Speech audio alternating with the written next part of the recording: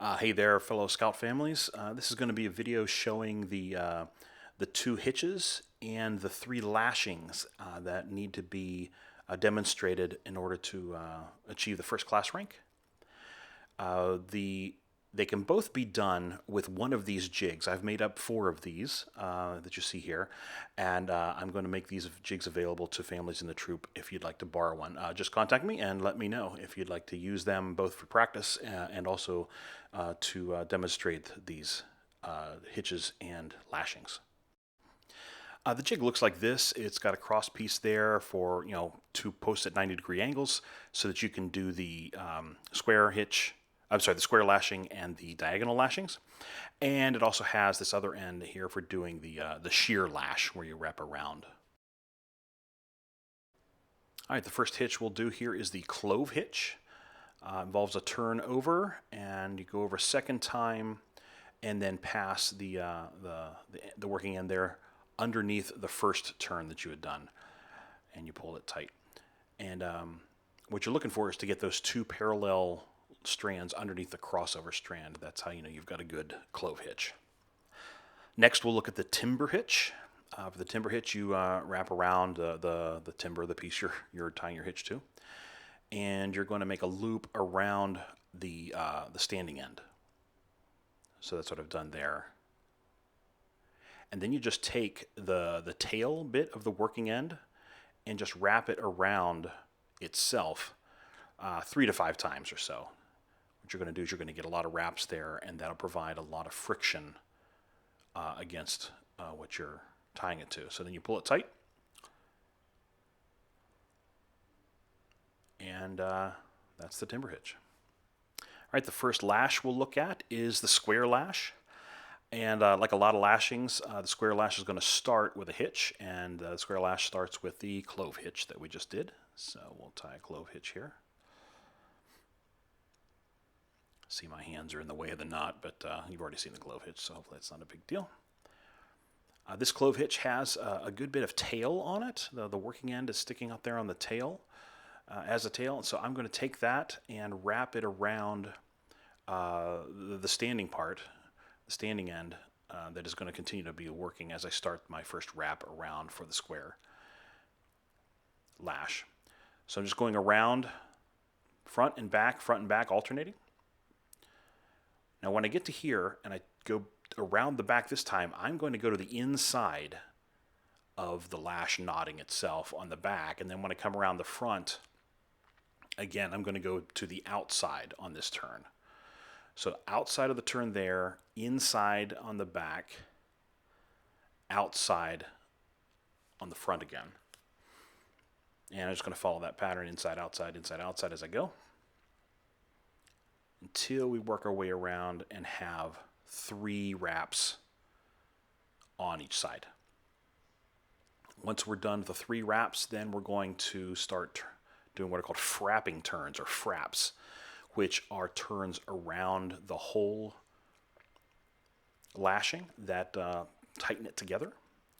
So we're going to go to 2 frapping turns, or 2 fraps, if you will, around, and tighten that up tight. And then the square lash ends with a second clove hitch on the top spar there, on the top piece. So I'm tying the clove hitch.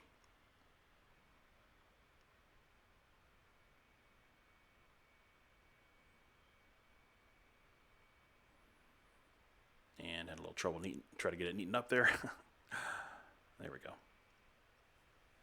And that's the square lashing. Next up, we'll look at the diagonal lash. This is for posts that are at 90 degrees from each other, but in a case where you see my hand sticking out there, it's a case where the 2 posts maybe are separated by a gap. That's where the diagonal lash comes in pretty handy. So it is, again, the 90-degree case with the 2 things at 90 degrees from each other. But we're going to start with a timber hitch. So you see me doing the loop there. The standing end is through the loop, and I'm wrapping the tail of the working end around the piece that goes to the loop. You see me there, just standard timber hitch, and that goes across diagonally. It goes across the two posts, across them diagonally. So get that tightened up. So there, yeah, diagonal. So once you get that diagonal on there, you're going to kind of adjust that so that we can now take the first turn of our hitch going diagonally in the opposite direction. So I'm going to go this way around, and I'm going to do 3 wraps around across, around the 3 of them, around both posts rather, and then I'm going to go and do 3 more wraps diagonally the other way. So as I've come around the back there, I'm doing 3 more turns, 3 more wraps around the other diagonal. So I got the 2 diagonals there. Once you have 3 wraps in each direction, then you start doing frapping turns, which again are the turns that go around the whole lashing between the posts. So that's what I'm doing there. So 2 frapping turns around, and that pulls tight. You want to tighten those in. And then once that's good and tight, then you finish with another timber hitch. Timber hitch. Whoops, clove hitch. Finish with another clove hitch at the top.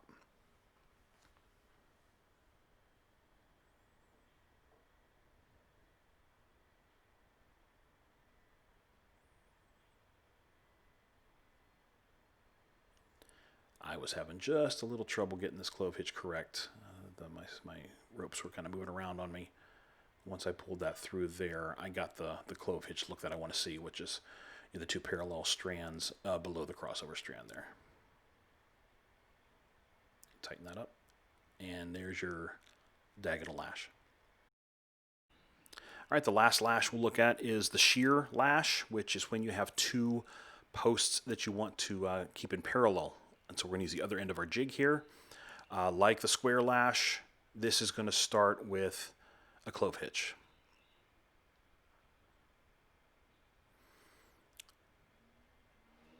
So get that tightened up and get it close to the part where we're going to do the lashing. And I think again with this hitch, I had a little bit of tail left over, so I'm going to wrap that around the standing end before I continue my lash. Now the shear lash, you just wrap around the 2 poles, the 2 posts. The book says 5 to 10 times. I didn't count exactly how many I did here. I'm just going to do a good number of them so that it's very clear what's going on here. I'm straightening up my lashing turns there. I want to make sure that my wraps are good.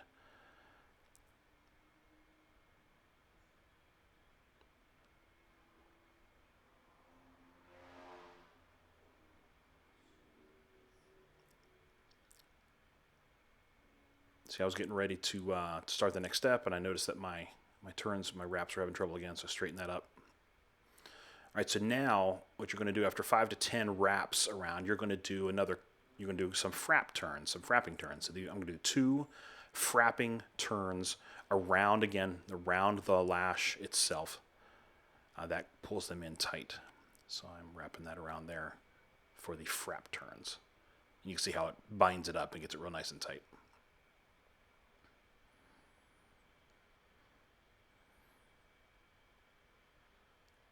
So 2 fraps around, and we're ready to finish the lash. The way you finish the lash is, you might have guessed it, another clove hitch. And I think I had trouble with this clove hitch again. I certainly had trouble getting this through the jig there, but once I got enough of it there, I could push it through. But yeah, I'm trying to tie a clove hitch here at the end. And like I said, I think I struggled with it just a bit, but I'll get it together here.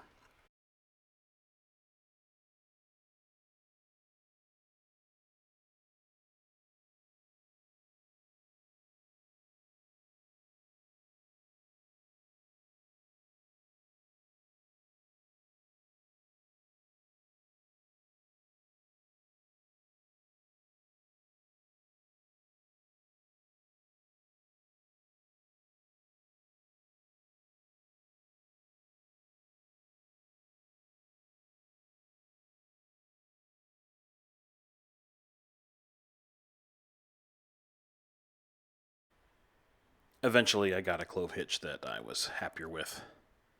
And yeah, that ends the shear lash.